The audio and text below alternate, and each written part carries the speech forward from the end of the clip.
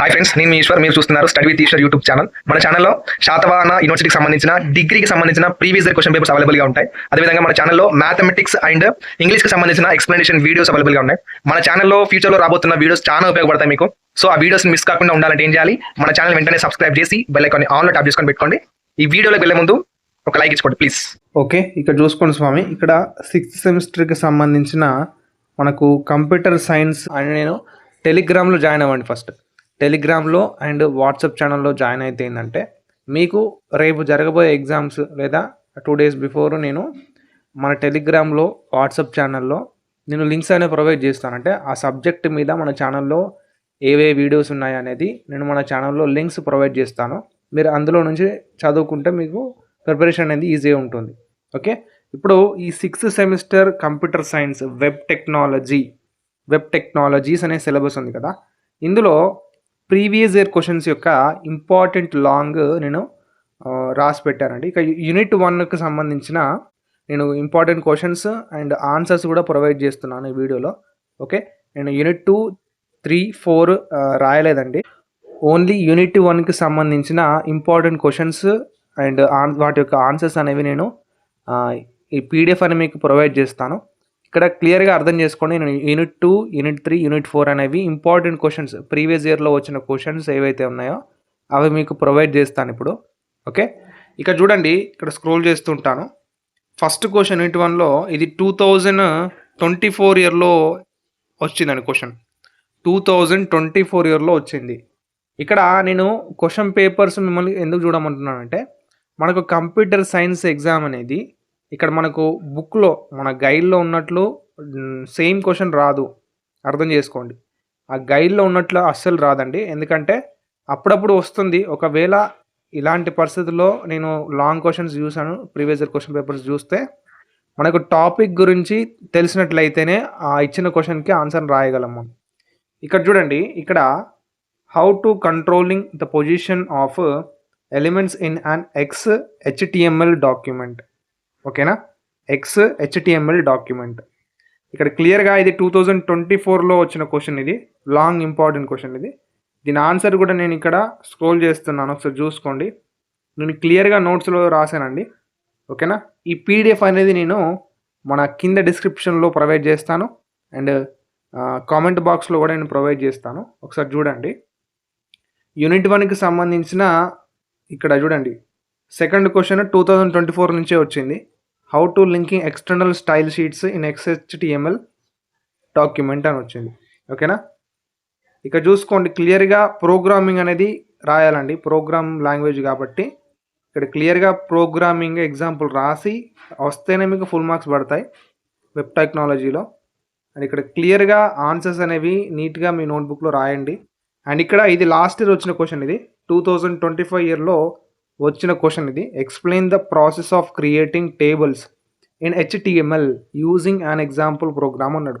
ఖచ్చితంగా టేబుల్ని HTMLలో ఎలా క్రియేట్ చేస్తామని చెప్పిన తర్వాత మనం దాని గురించి ఒక ఎగ్జాంపుల్ ప్రోగ్రామ్ రాసి దాని అవుట్పుట్ రాయాలి కంపల్సరీ. ఓకే, ఇక్కడ క్లియర్గా చూసుకోండి స్వామి. ఇక్కడ మనకు టేబుల్ అనేది HTMLలో టేబుల్ ట్యాగ్తో క్రియేట్ అవుతుంది.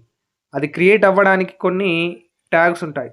ఏంటి అంటే టేబుల్ ట్యాగ్ ఉంటుంది, TR tag, TH tag, TD tag, T head tag, T body tag.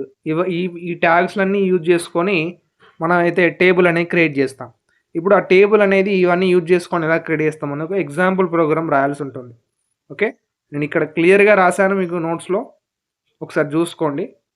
ఓకేనా, ఇవన్నీ ప్రీవియస్ ఇయర్ క్వశ్చన్సే అండి. ఇక్కడ అవుట్పుట్ కూడా ఈ విధంగా నీట్గా మీకు ఎగ్జామ్లో రాయాల్సి ఉంటుంది. ఓకే, అండ్ ఇక్కడ యూనిట్ 4 యూనిట్ 1లో 4th question very very important. 2025లో వచ్చింది. ఓకే, మరి 2025లో వచ్చింది కదా అని 2026లో రాదు కదా అని అనుకోవద్దు, వచ్చే ఛాన్స్ ఉంటుంది. ఓకే, అండ్ ఇక్కడ మీరు ఏంటంటే మెయిన్గా టాపిక్స్ మీద ఫోకస్ చేయాలి. మీరు గైడ్లో ఉన్న క్వశ్చన్స్ బట్టి పడతామంటే కలవదు. ఒక టాపిక్ మీద మీరు ఏదైతే క్వశ్చన్కి ఆన్సర్ చదువుతున్నారో ఆ టాపిక్ మీద ఫోకస్ చేస్తే మీరు ఈ కంప్యూటర్ సైన్స్ ఎగ్జామ్ అనేది ఖచ్చితంగా గుడ్ స్కోర్ చేయొచ్చు. ఇక్కడ క్లియర్గా చూసుకోండి, 2025లో వచ్చిన క్వశ్చన్ ఇది. అండ్ నెక్స్ట్ 2025లో వచ్చిన క్వశ్చన్ అండ్ ఇక్కడ 2023లో వచ్చిన క్వశ్చన్. ఓకే.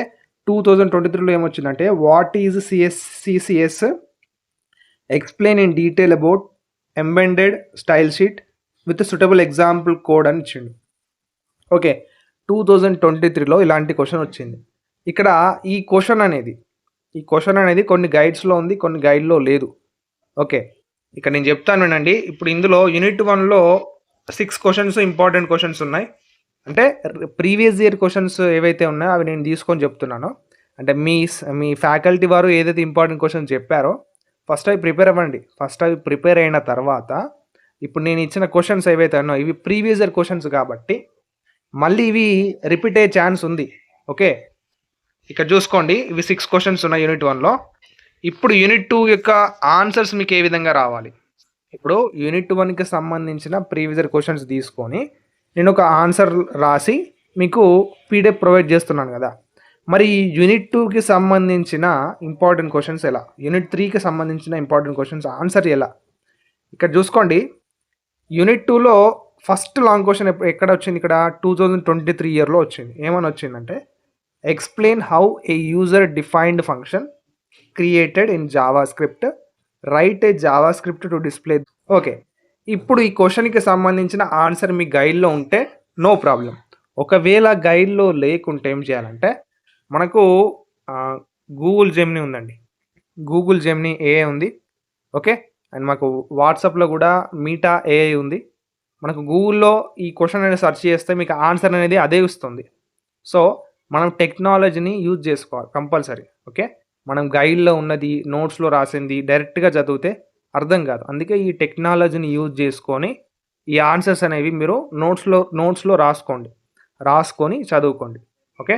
ఇక్కడ సెకండ్ క్వశ్చన్ 2023లోనే వచ్చింది. థర్డ్ క్వశ్చన్ 2024లో వచ్చింది.